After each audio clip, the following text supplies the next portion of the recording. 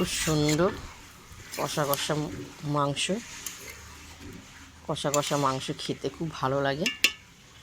উনুনে বসানো আছে, আলুটাও সিদ্ধ হয়ে গেছে। তো এবার চলো, ভাতটা খুব গরম, সবে নামালাম, ফ্যানটা গড় দেওয়া হলো। তো এখন এই মাংস দিয়ে আমরা খাবো। এক তরকারি হয়েছে, মাখা মাখা করবো, কষানো কষানো। তো তোমাদের যদি ভালো লাগে দেখে তোমরা লাইক দিয়ে শেয়ার করো, কমেন্ট করে জানাবে। তো সবসময় কাঠের জালে রান্না করলে খুব সুন্দর সিদ্ধ হয়,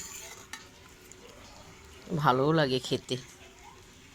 বড্ড খিদে পেয়ে গেছে, এখন ভাত খাবো।